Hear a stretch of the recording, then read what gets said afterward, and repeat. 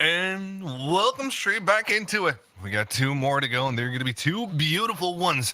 Brought to you, of course, by ViewSonic tonight and Keycaps. The ones that have made those sweet, sweet caps indeed. And ViewSonic bringing you 144 hertz. Maybe not to you, but to the winners indeed. Check them out today. The XG lineup is quite sick indeed. And you were talking about the freezing, man. It really makes a difference, Toffees, when you play on really good hardware as well. And you know what? They may not be bringing it to you, but you can get it yourself. They're on sale on Amazon right now. They're a really reasonable price. And I'm going to be honest with you, and Boogie and I were talking about this earlier today. The day that you make the transition from whatever you're using to a 144 is the day that you see the light. It makes shooters insanely more, I don't know, it just feels more fresh. It feels functional. You see movements, you see peaks, especially in a game like this where all you get is a tiny head peak once in a while, and you got to make that car shot. You can do it on a 144. So ViewSonic, big shout out to them for coming on board, making sure our guys have some good gear after they win this bad boy. All right, so by the way, I don't know if they mentioned or not, Sweden went from, I think it was like 18th place into the top 11 off of that last match. So if they can do it again, they have a chance to actually move all the way up to the top 3. So I'd love to see Sweden really just throw down the gauntlet and push all the way up there, because they controlled, managed, and executed that entire game.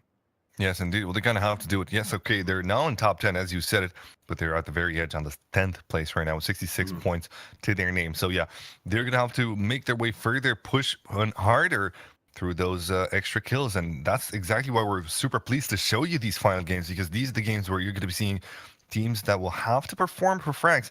So early on engagements and a bit more of a spectacle will be something of the norm as we go forward here. Now, talking about the plane trajectory, they're crossing up the whole map very, very neatly. So from the slightly northwest to the southeast.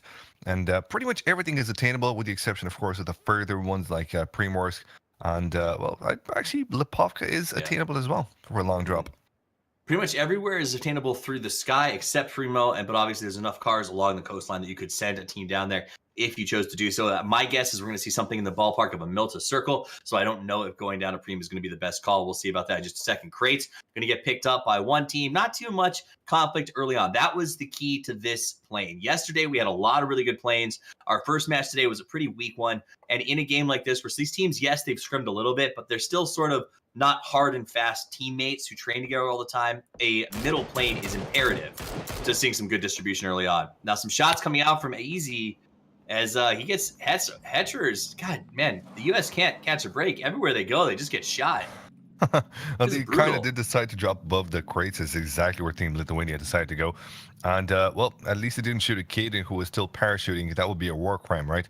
You would, in a real-life situation, you don't shoot at people parachuting down because they don't have the chance to surrender. I think it's something that I've learned from a co-caster of ours. Yeah, the Geneva Convention holds very little value here. Apparently, especially now, no one seems to be respecting the U.S. and the Geneva Convention. Me coming forward, though, as NBS, he's hunting Hetcherar, who's just hiding behind a tree with no weapons. He's going to try to punch him. He goes for the head punch. Not going to be working out. Punches in return from MBS after that knockout with the M4. And that will be indeed the end of Hetcherar. His teammates, well, they're just going to have to watch and see their own fall down. Look at Paradox being a sneaky snake as well in the bush.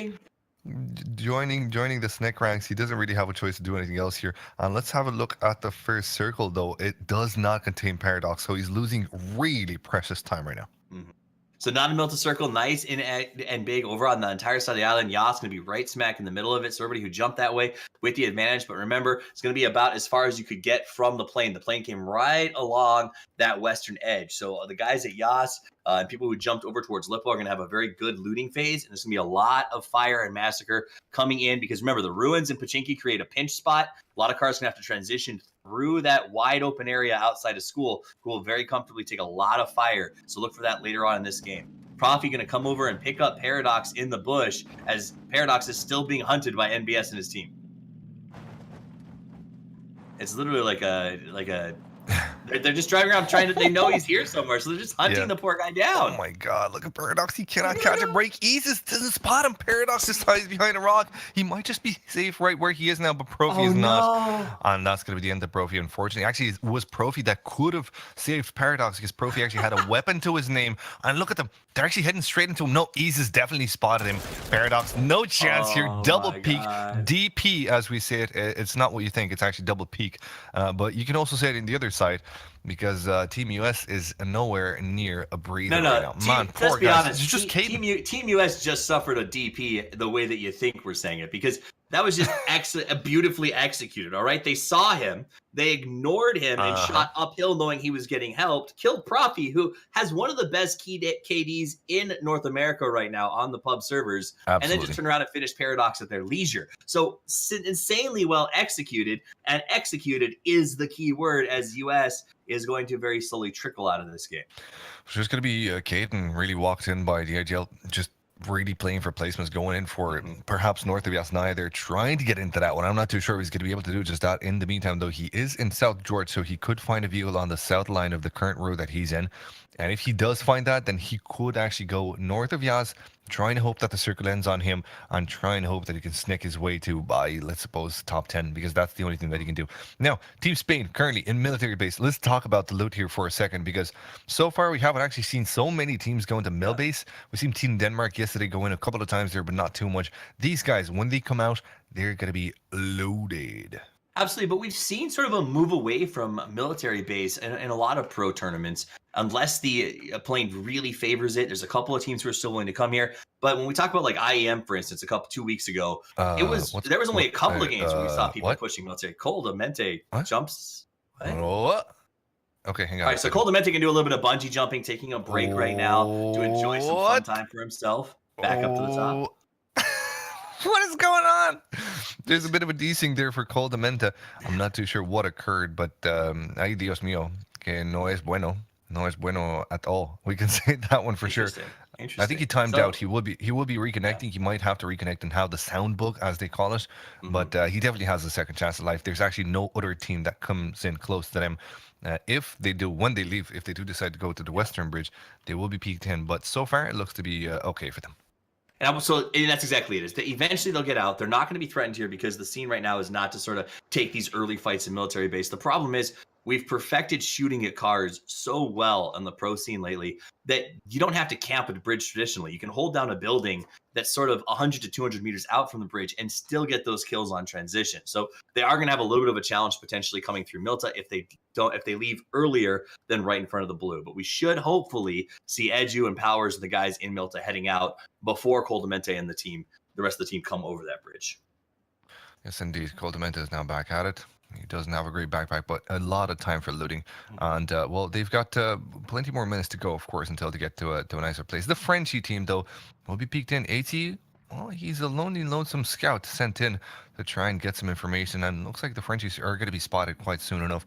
Hollow will be indeed seen, but AT actually moves in quite close to him, just getting ready to get those shots in. But, the terrain onto this area there, this particular side, allows Hollow to actually make for a handy escape. So AT, I'm not too sure if he's going to be holding on to the hunt too long, because the French are going to respond. Monkey, you already saw him on the right side there. He will make a flank. This nade will not connect. It will hit that Dacia. But, it's Dacia. It's made of steel, so don't you worry about that one for a second.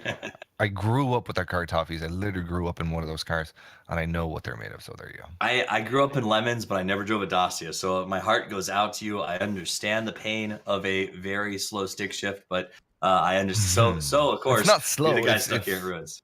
It's not slow. It's literally super hard to actually get into it. Well, we'll talk about that for later. We'll talk about the kick out and the difficulty of shifting as it goes through there. It was these little mechanical shifters. Man, trust me, I have no problem getting my shifts. Easy. So VZ looks like he wants to push in as Iceland, I believe, correct? As they sort of are locked up out here. These guys have been playing very aggressive gaming with that super sexy plum suit. Yes, indeed. But I'm not too sure where the rest of Iceland is, but I know that Team Nederland are quite close to one another. So VZ is just going to try and make a run for it. There's no other chance for him to actually stay into that one. There's no real reason. Ram's also coming in to help out. Might just run VZ over if he's not careful enough. In the meantime, though, we see Iceland actually quite split up. So I don't know whether or not that's a good idea to have. But that's their decision. Right now, Toffees, it doesn't really seem to be working out in the competitive scene to do the split loot. doesn't seem to be actually the best way to go forward. Yeah, it's dangerous unless you're a team that's got sort of a specific split loot that you've been doing for so long, like maybe a Team Liquid, that Yeah. nobody really even bothers to bother you. Then it Mhm. works. But a lot of times when we see farm spreads going on right now, it just ends up being a massacre. You lose 2 people, and once you lose even one person, we've talked about this in the past, it takes away a lot of your late game functionality, right? Because someone goes down, you need a reser, you need a flanker, a flank cover, and you need a suppressive fire person. If you lose one, you no longer have that option. So the pro teams work really hard to make sure they maintain 4 players into that 4th or 5th circle so that they don't get caught out in those fights when they lose one person. And that's why the split looting hasn't really been as popular or effective as it was once upon a time. Sure. Now, we do see the French guys having a bit of a hard time there. Moody knocks one of them out. That nade didn't actually connect onto Moody, so he's still alive into this battle here. But, oh, that other nade seemed to do the damage. It didn't. Damien now tries to help out his own teammates there as they came out of ruins, trying to swim across the river, as we've seen here. And, well, these ran straight into enemy fire. So they might have to regroup. You already see Monkey doing the swim. There's no other way to save these baguettes, but actually to try and go from another angle, because right now they're being gate kept by Team Canada. Absolutely. And that's the trouble with the sort of the circle here, is it forces a lot of sort of choke points to cross the map. You can't go through the ruins. You don't want to drive by the school in that open field. You have to go up and around the bridge. But again, there's 2 more kill boxes up there. So you sort of run into a very difficult transition out of this west side of the map. As you can see, Moody taking advantage of those kill boxes, trying to hunch down Holo. How low? Yep, there you go. How's it going? Monkey 8x on an AK here. Not the easiest one not the easiest weapon to actually control on single fire, and never mind you full.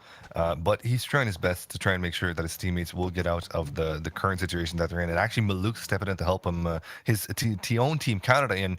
Might not actually prove valuable, because he's now actually stopping way too close to his enemies here. It's going to be Monkey wiping out Maluk with that AK shot. No, actually, it's going to be Hollow that gets the frag. So that's a good breather for Monkey now. But no, he's going to be knocked out by Moody. It seems like he had the good angle against him. And now the French boys only have 2 more to go forward with. Not a good time.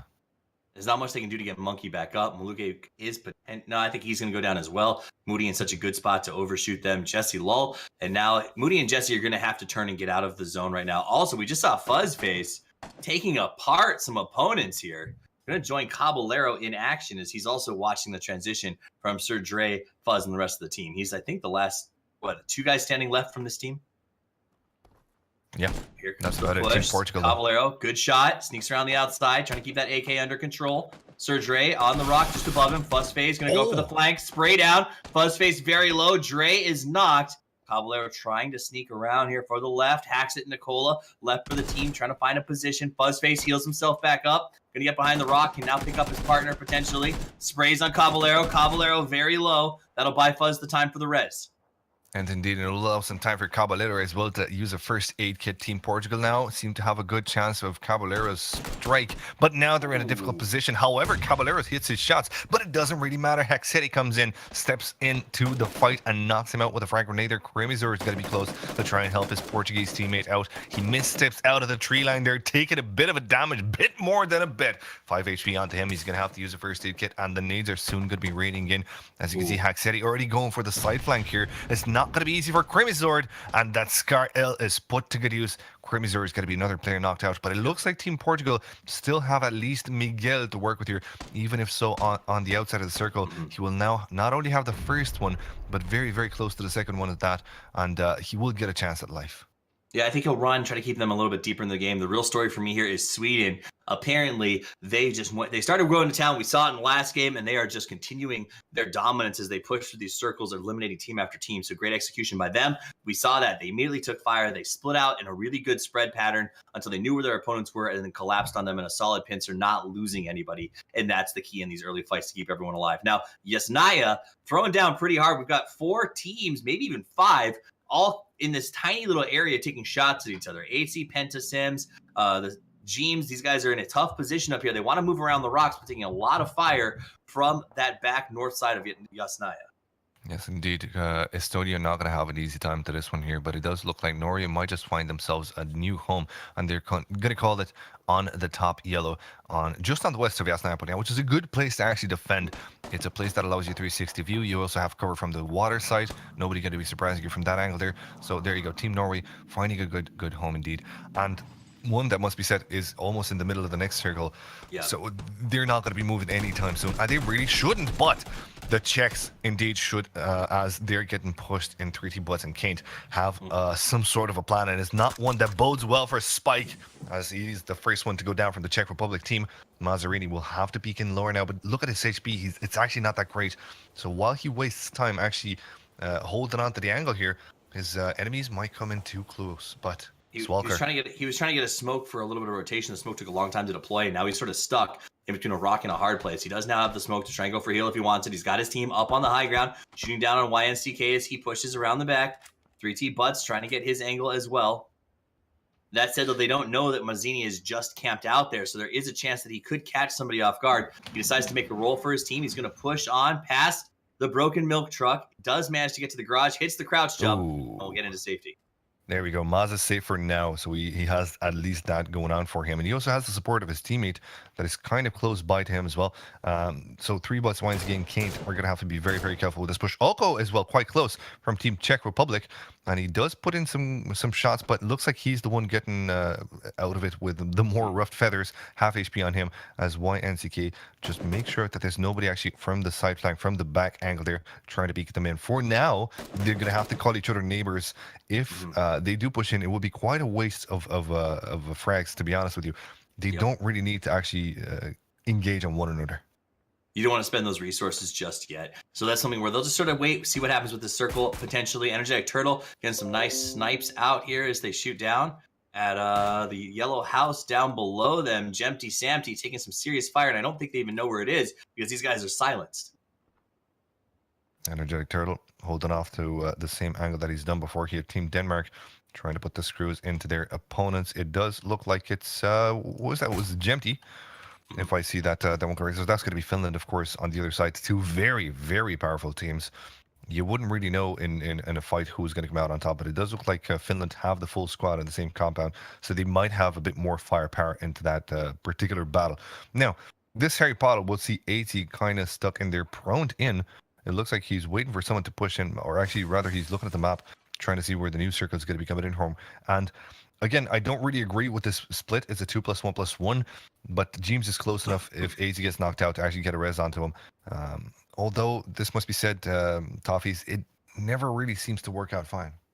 Yeah, it's a tough thing. And now Norway is looking to get a little extra kill points. So moving James over there does allow them to take fire at vehicles coming from gas station trying to cross the river, so potentially pick up some kills that way. It also minimizes their risk. The only exposed position for them there at that house is the North Lake rocks. They can pick off everybody in that first house through back windows as well as fire down. So it does minimize their ability to take fire from those rocks on North Lake. What they don't realize is that the North Lake's pretty much covered from 3 sides, so no one's gonna be taking those rocks anytime soon. But I get why they do it. I don't know if it's the best call in this situation, but again, I am not signed as a pro. The Penta guys are very good at what they do. No, not yet. Give me a couple of months. I'm kidding.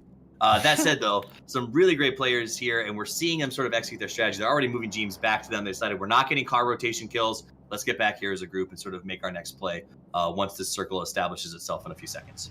And the Brits, look at them pulling off a TSM, just chilling in their cars as the blue comes in. They're going to be exiting last minute and trying to find themselves a new home. Currently on rank number 5 with 30 kills after all these matches that have gone down so far. They are not doing bad at all, it seems. But they're quite far away from the circle as the third circle reveals, again, one that is quite decimating the pros. I know they don't specifically like this one here. This is one where we'll see a heck of a lot of action, perhaps not into this game because most of the teams seem to already be inside the safety of the white. But still, there might be some action on the northeast side as we do see Team Nederland heading straight into their opponents here. Ibiza has to be careful here, sent in as a scout, but he will be taking fire on, and look at him, 1/3 of his life left. Still alive though, Musketeer will come in with the closer though. No, actually it's gotta be Yuki that takes him down, and well, his teammates will know to try and avoid that area there, or perhaps they'll go in for the revenge. No, it's not gonna happen. Ibiza out of the game. I was interesting. Musketeer went for a tactical reload thinking he had already killed Ibiza, I think. But he's still with about 25% health. Ultimately, he goes down. Mista smoking, has to jump off the bike. Can't risk it. Does get behind the house, but now he is locked in here. And Texas wants to take him down, wearing the crimson tags. Goes for the look, gets the pop-up again, almost gets him down. Now Texas will go for cover, but he's still wicked outnumbered. The nade going to come through. But at least he has the support of his own teammates there. Mista can go for the first aid he can, and Texas can indeed. Belgium versus Netherlands here, and it's going to be Roms that tries to help out his teammate here. Raptor putting in some shots, not connecting too many though. It seems like Roms is doing just fine, but that Modi might just block Texas from coming out. So it's actually a good time for Mista and Roms to try and make a push into that building there. Those nades fly back and forth. None of them actually hit. So Roms and Mista caught between a rock and a hard place here. They might have the support of Bruder has actually been knocked out. And that's not a fortunate time for Netherlands. It looks like they can only push from one side, and that's really what's going to be ending them. Texas coming in with the kill. Not only that, but he exposed the car just for the lulls. And well, Mista is going to have to play as one. Roms tries to sneak away, can't do it. Mista goes to the advance out on the outside. He's going to put himself right between the team. Air's going to see him, opens fire. That'll be the end of them. And now they can prepare to deal with that backstab. Actually, I think they already finished the backstab, so Bruno looks like he went down as well on his attempt to break through. I think I saw a little bit of action on the North Lake. A team looks to have taken those rocks, so Texas and Raptor do have to be careful there as there's a team within striking distance. You'll notice Simsy and Phaser are the two left over here from the guys in the yellow house. They had a little bit of trouble on the backstab from Wookie Bookie and Energetic Turtle. That spot very strong against yellow houses. Exactly. So they're the team that actually went for the 2+1+1, which so far seems to be working out okayish, but James has been knocked out and taken out. Yeah, there you go. Norway have lost a member. They still have 3, though. AT will have a hard cross, though, to his teammates as he will try to do just that. But they're still in the circle. They don't really need to move too much here. Denmark, in the meantime, taking shots from the coasts of this of the river end. And look at Longo actually coming into a Harry Potter that could be quite useful for his own team. Unless he actually gets killed here. Longo's going to have to go for the first aid kit on the outside. And it is a safe place to do that. It doesn't look like he's going to be knocked out anytime soon. You're just going to go ahead and abandon the bike here up above Musketeer and his team. He's going for a 1v1. The rest of that team's coming, though, so you got to watch the flank. Goes for the spray down. Yuki goes down, but meter is very low. Tries to slip around the outside. No health left. Can't win the spray down. Musketeer finishes the job. Yes, and there goes Switzerland with another one up on the board. Beautiful effort by them. They've really put on the screws against Team Netherlands earlier on by taking Ibiza, and this time around with another good frag. These boys are racking up them points, and that's really what they need because currently they're not in the most ideal spot, let's just say that. Let me just actually quickly check onto the Swiss. No, they're on the third one. They're on the third with the previous match. They got 94 points. So these points coming in from the kills are going to be that much better. Previously, they had 21. Now they have at least 23 kills to work with here. Absolutely. So we got the Turtle and Wookie Bookie just got another knock on Sims. They picked him back up, though, but they're in a pretty good spot here with that M24. Taking shots all over the map at center circle so they can sort of hold out and wait for their chance. Everybody else waiting for the circle to establish itself. We should start seeing movement already. Sempty and Edge Turtle going to utilize the fact that everybody else is waiting for the circle to try and make a push here on Sempty and Mixie. Gemty, Samty. Jamty and Sempty. They're going to be grouping up here. They're going to try and find a new spot because the circle does not contain them. So look at this one. Actually, still has plenty of water. We might actually see some teams that go in for it. Team Belgium is actually close to that one. I know they love this lake, so they might go for it. In the meantime, though, Sweden having a bit of a hard time. They're taking a few shots from their enemies, but it looks like they're going to be making their way safely into this Harry Potter. And this is a powerful place to watch out to play in from because, again, it's a place that will not allow you to get surprised from anywhere. Denmark also finding a good spot. This yellow will see them safe, but what? Texas flying in with the dodger here. One frag with the car, but the next one doesn't occur here. What is going on? Absolutely close to F as Team Belgium seemed to come out on top in this bit of a duel. What was that going on? I don't even know what to make of this. We saw some Mad Max bumper cars road rage going down at that house. People flying into the water from all sides of that house. I don't know what's happening at that fight over there. It's getting a little bit chaotic. It looks like they've come out on top with the crazy charge that just worked out.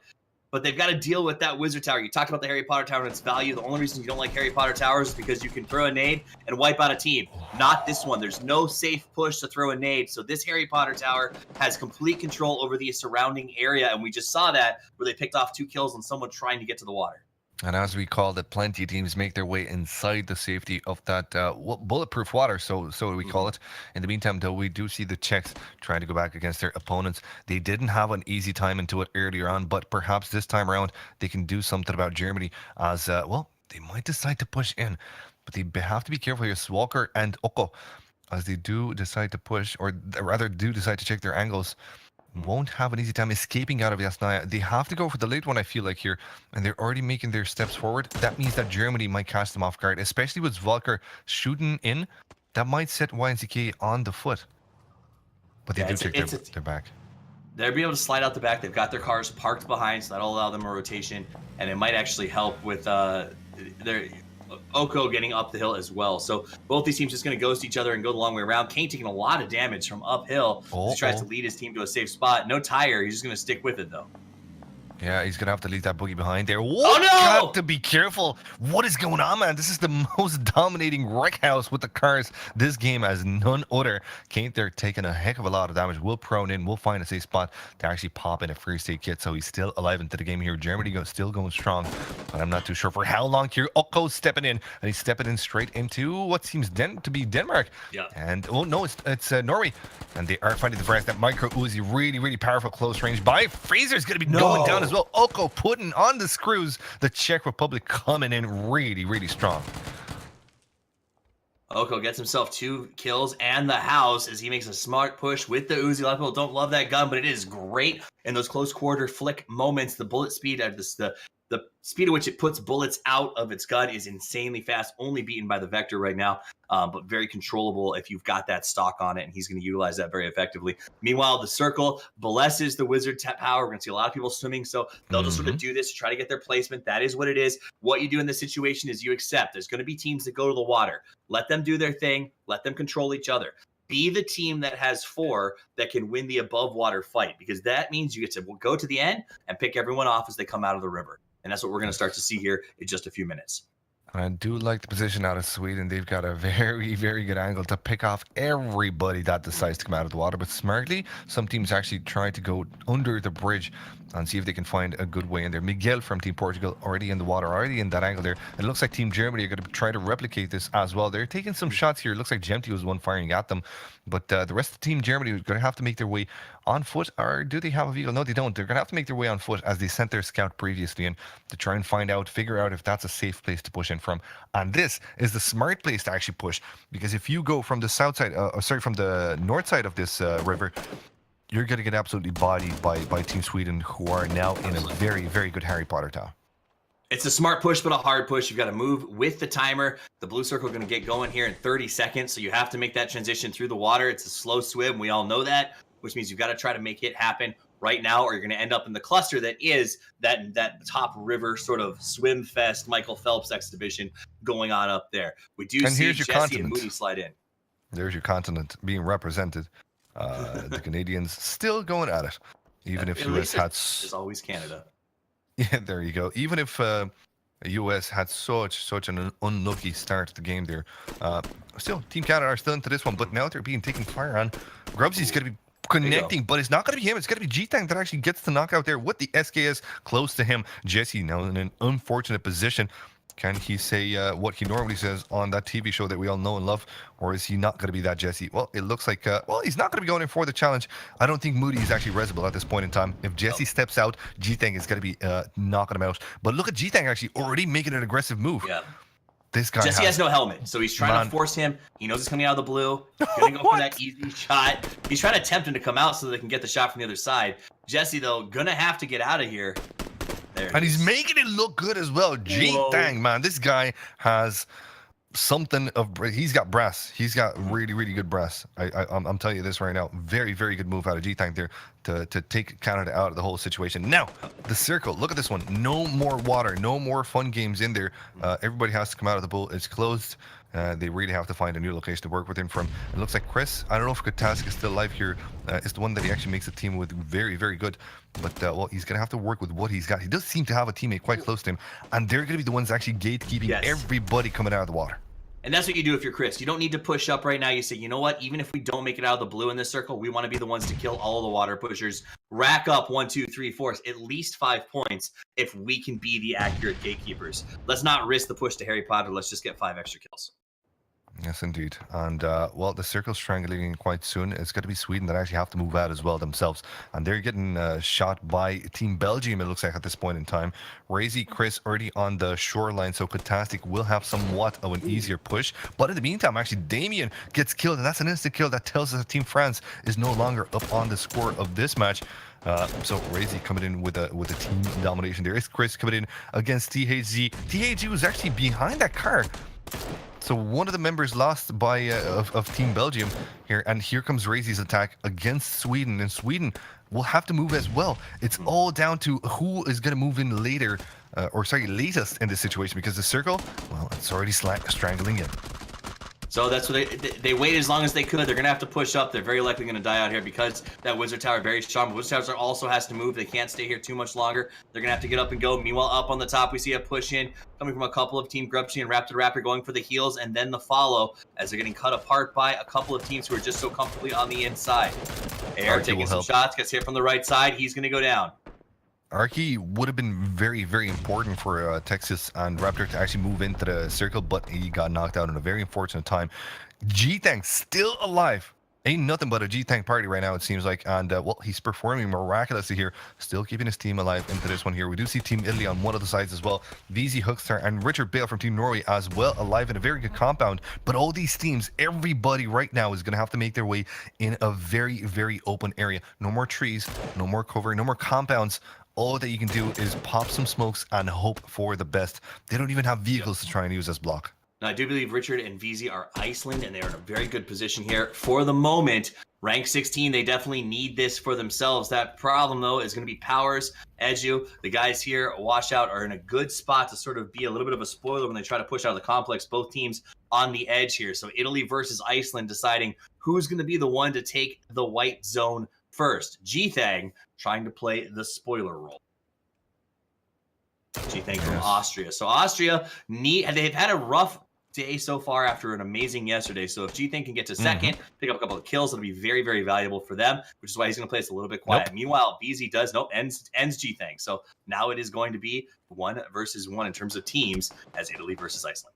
Yeah, still Sweden into this one here. Hack said he will die after using up his first 8 kits, trying to get some cheeky frags just as the added bonus, but it's not going to be happening here. 2 seconds left, and the circle will be strangled again. It's going to be Italy versus Iceland.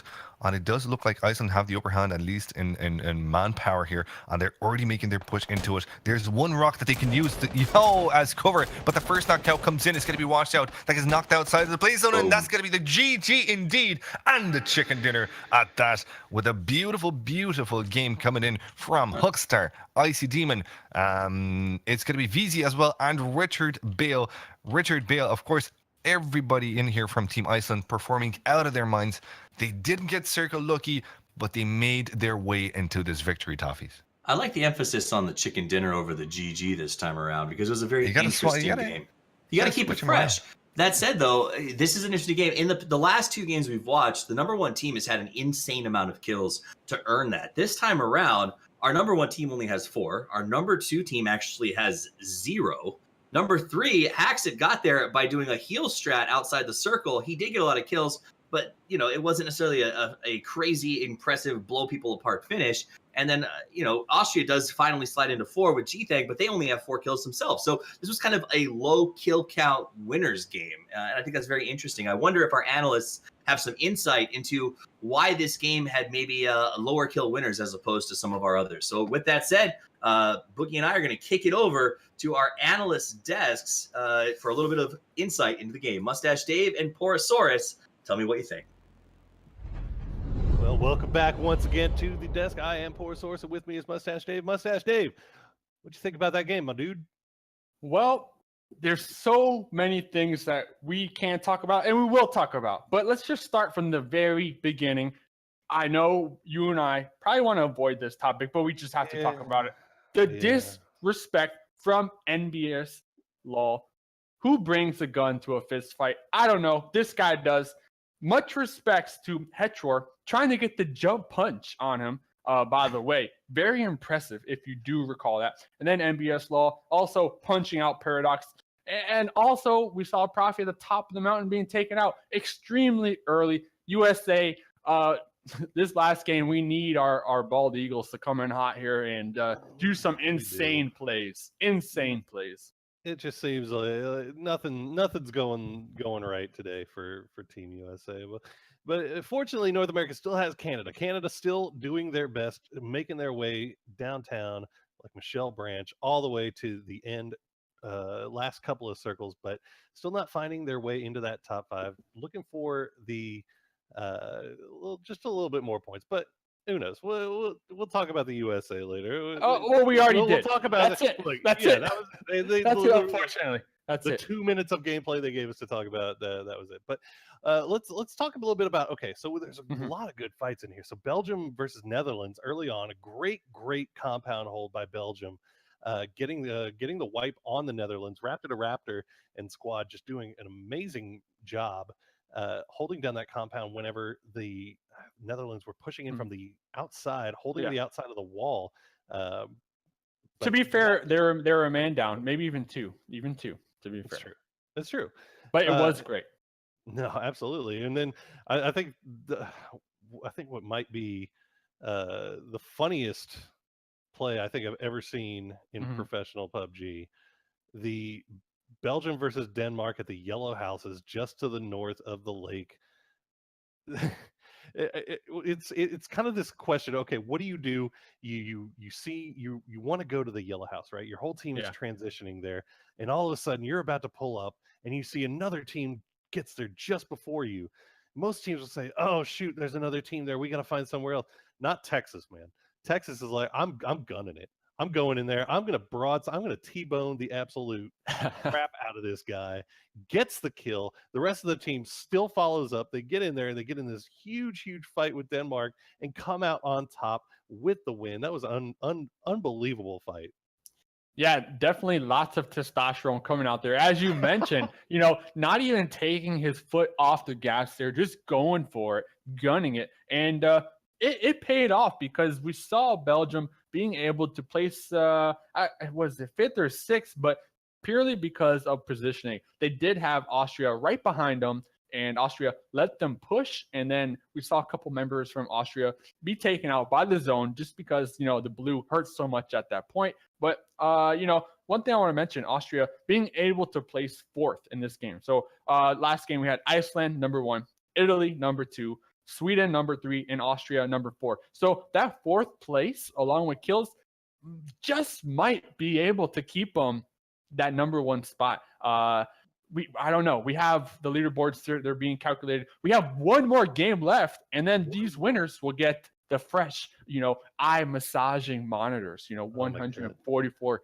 hertz, and then 144 hertz, man. And those keycaps, just to help them with their buttons and their pressing and the helmet. Just phenomenal prizes coming in hot. So honestly, it's going to be tough. It's going to be a tough last game here at the Nations Cup.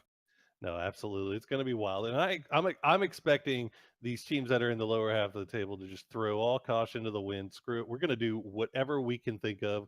Try to get some points, try to ruin the days of some of these other teams and see what we can do. And oh man, I'm still stuck thinking about that Yellow House push by Denmark. Poor Denmark. All right. Let's talk about the water a little bit. How about that? How about nobody survived except for one guy, Hexetti, being the last remaining member in that general area. I get it. You go for placements, jump in the water. We're hot. We're tired. It's been a long day. Let's take a nice dip in the water. But you just don't make it out alive. I never see it work out for these guys. I know. I gotta tell you, I had a really, really awesome transition. I was going to talk about the Yellow House fight with Belgium versus Denmark, and then I was going to bring up the fact that The Little Mermaid was actually written by Hans Christian Andersen from Denmark. Let's transition now into the water game, where we had a lot of teams that were holding down. You had one guy here, 2 guys here, and that's pretty much where competitive is now, right? If you see people in the water, 9 times out of 10, they're going to be the last guy on their team, or the last two guys on their team, they were trying to transition in the circle, started getting lit up. The easiest thing to do was to find their way into the water and just kind of hold from there and hope that maybe, fingers crossed, that the final circle kind of favors them a little bit to hang around for a little bit, or maybe that they can find their way out. Well, you had Estonia on the edge at the cliffside playing the water gatekeeper, which was a really smart decision in the sense that they could pick up some kills from these people that were going to try to escape from the water. But they were also being pinned down by the team that was in the wizard tower. Yeah. And that kind of ended up getting them into trouble because at that point, they couldn't push out from there either. They were basically in no better position than the guys that were in the water. So I think when we were talking about, when Toffee was talking about earlier with these low kill games, how low kill this game was, I think what really happened was, again, another kind of weird circle, and not as rare as the northwestern circle, but the northeastern circle also a little bit different, a little bit odd. And then the fact that we had such a large amount of water in there, and the teams were so spread out. You weren't seeing these full squad wipes that we had been seeing in the first couple of games. We're seeing like people just kind of getting picked off here and there, and maybe that might have contributed to why we didn't see any of these teams come home with just the ridiculous amount of kills that we've seen earlier. I mean, honestly, if you're going in the water, you need to have that utility available for you. You need to have those flashbangs. You need to have those smokes, Vape Nation in the house, just in case. Just in case you want to get out of there. I mean, you could make a sneaky play, poke your head up just enough, throw out a smoke, and maybe throw off, your enemy or whatnot. But yeah, that tower proving to be so strong, just being able to overlook every single buddy that, had to come out of that water. So scoreboards are updated. Poro, give us the sauce, man. Let us know what to expect this last game. The scoreboards are updated, but the song remains the same for Team Austria, still holding strong in first place with 154 points. Portugal still nipping at their heels, 120 points. This is not out of reach for them. And Italy just behind as well with 109. So all three of these teams, these top three teams, have a shot at this first place finish. It really just kind of depends on Austria at this point. Austria is definitely in the driver's seat. If they can have games like they've been having, this is kind of their game to lose. But if something happens like in game, what are we going into games? Going into game 4, I think game 2, Austria was wiped out extremely early. Yeah, if something like that happens, then it really opens the door for Portugal and Italy to kind of come through and see what they can do. But the weird thing about this tournament in particular is that nobody really has a meta. You don't know what Austria is going to do. It's not like these teams where you say, okay, well, these guys always drop North George or these guys always drop Milta. With these, it really is kind of independent or dependent upon the shot caller, or just kind of more of a democratic process. So you don't really know where to expect them to be. So it's not like Portugal can say, okay, we're going to drop at the same place as Austria is and just kind of pressure them a little bit and see what happens.